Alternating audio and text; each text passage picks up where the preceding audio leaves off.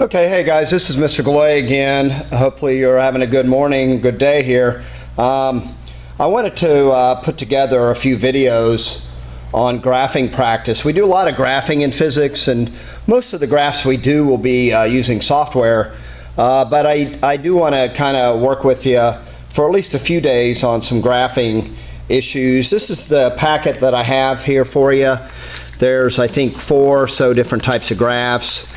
You know, in physics we have kind of 4 to 5 very common types of graphs, and we're going to just do a little bit of practice on that over the next couple days. The first page of this is what's called a direct relation, and that's a linear relationship, and maybe we can first do a little bit of practice with that. So the problem says my son Casey's my older son, applies a force. We don't really need to worry so much about a force now, but a force is a push or pull. That's a common definition in physics.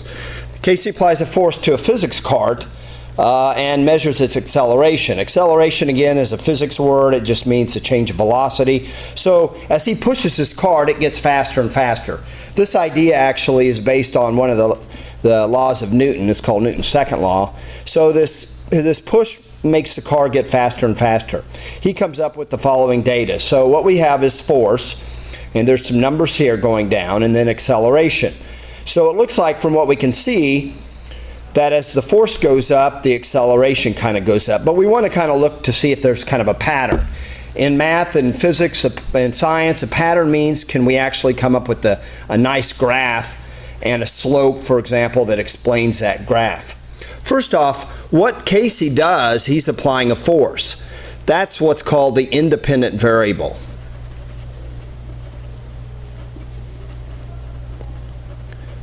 Or I can just kind of call it IV.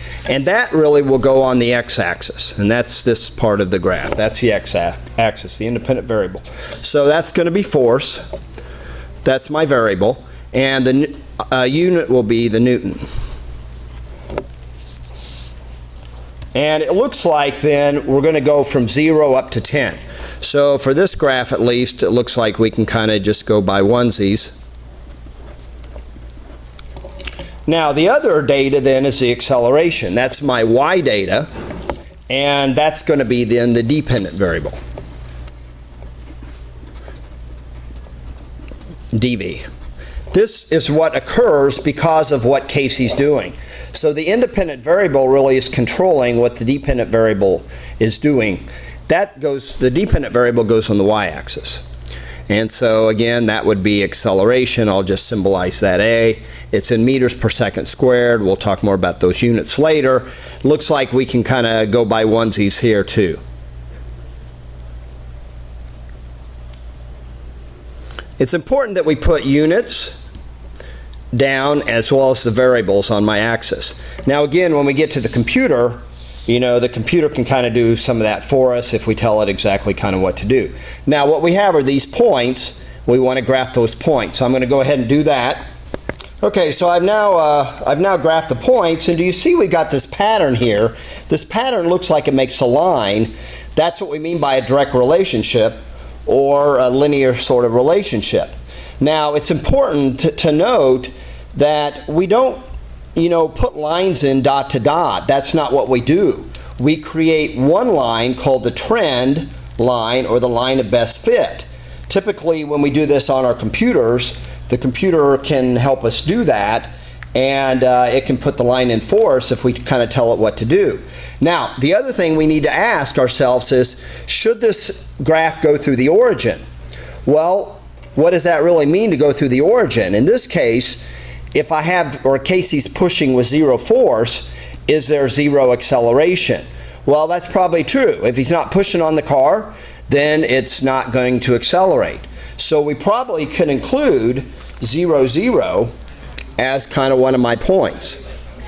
So what we want to do then is put our ruler down, and we want to kind of find then the line of best fit. And that means, at least in physics, unlike maybe in a math course, in math maybe all our points fall directly on the line, but in physics, because of air, etc., we're going to have, points that are kind of above the line, points that are kind of below the line. So, but we still want to find the one line that best fits these points. There's one possible line I could draw. Again, you don't want to do something kind of like that or like that, you know, because that doesn't really fit the data. So we see now we have a line here. That line's important because now we can use algebra to help us. So if we have a linear or direct relationship, we can use then y equals mx plus b, because we can get the equation of the line. Well, this is a great math equation, but in physics, these variables mean things. For this sort of example, this is my x variable, so that's my force. I could just symbolize it F. M is my slope, and y, the y variable, represents the acceleration, A. Now, this intercept, B, this intercept is where does it go through the y-axis? Well, in this case, it goes through the origin, so I can make that kind of go away. So what I have here is the acceleration is the slope here, times the force. So what I have to do is numerically kind of determine what the slope is.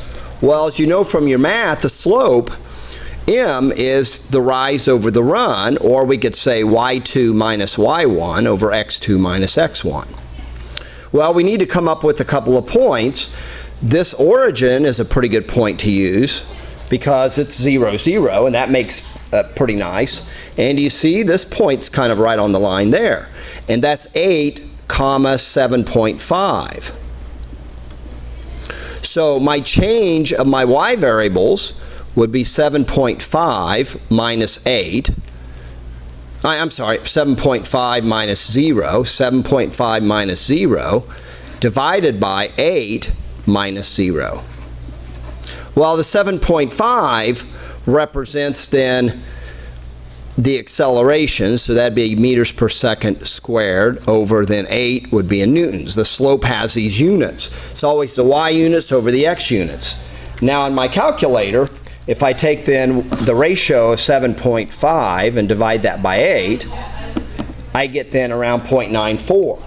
So that really represents my slope is 0.94 meters per second squared over newtons. You don't need to really worry so much about the units now, but it's important to note that the slope has units. Now I can complete my equation, and that would then be the acceleration equals the slope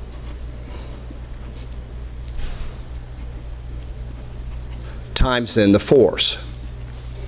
Now, you might say, and I'm going to put a big box around this, this acceleration then matches what we're finding out from this data. You might say, well, what good is an acceleration? Why do we want, what good is an equation?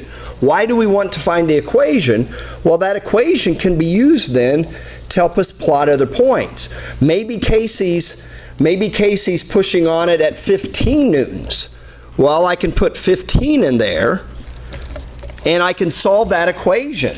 So I can put 15 in there, multiply it by 0.94, so 15 times 0.94, and I get 14.1 meters per second squared because the newtons cancel out, and consequently that will tell me what the acceleration is. So we do the experiment with some data, with some points.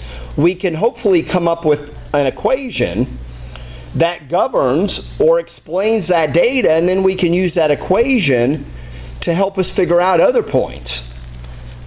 Okay, so this is what's called a direct relationship or a linear relationship. It's our easiest type of relationship to deal with. We get then a line, okay, that represents what this data is doing. As one variable goes up, the other goes up according to that slope. We'll talk to you later. Bye.